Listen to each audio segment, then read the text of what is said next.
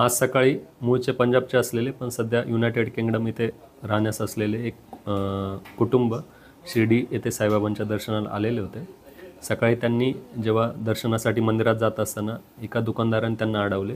तसेच त्याच्या दुकानदारासोबत जे व्यक्ती होता त्यांनी त्यांना आपल्या मंदिरात आपल्या दुकानात येण्याची आणि आपल्याकडे असलेल्या वस्तू याच्यामध्ये शाल आणि फळे फुले जे आहेत हे घेण्याची बळजबरी केली। त्यांनी त्यास नकार दिला, परंतु त्यांनी त्यांची बळजबरी चालू ठेवली आणि त्यांना ह्या वस्तू विकत घेण्यास भाग पाडले। जेव्हा हे सदरचे व्यक्ती कुटुंबीय पुढच्या दुकानात गेले आणि त्यावेळेस त्यांनी तिथे चौकशी केली असता त्यांना कळाले की आपण ज्या मागच्या दुकानात 4000 रुपयाला वस्तू घेतल्या होत्या त्या इथे 500 रुपयालाच मिळतात। यावरून त्यांना आपली फसवणूक झाल्याचे लक्षात आले।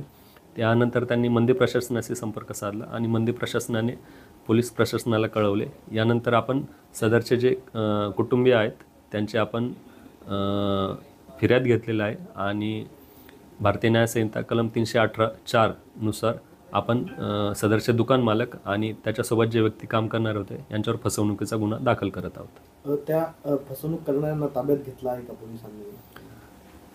या फसवणूक करणाऱ्यांमध्ये जे दुकान मालक आहे आणि एक व्यक्तीला आपण ताब्यात घेतलेले आहे, तसेच आणखी काही व्यक्ती त्यांच्यासोबत होते यांचा आपण आता शोध घेत आहोत।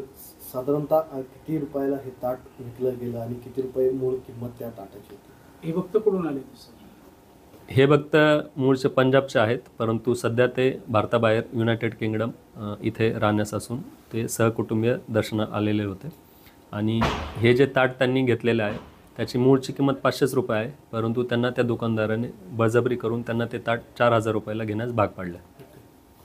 काय ॲक्शन राहणार आहे पोलीस? कमिशन एजंट वगैरे पोलीस?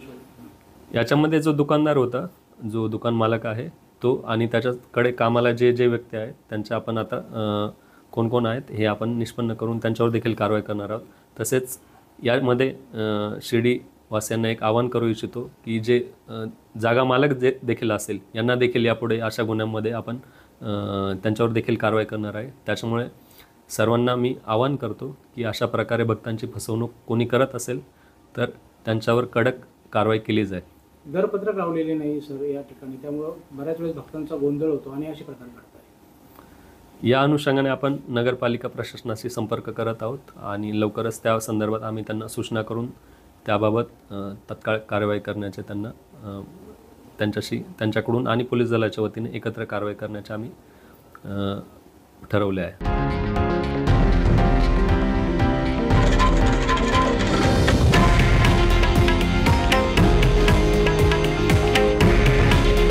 हे आहे देशातील नंबर 1 न्यूज नेटवर्क आणि आपण पाहत आहात TV9 मराठी। काळजी तुमची, हित महाराष्ट्राचं।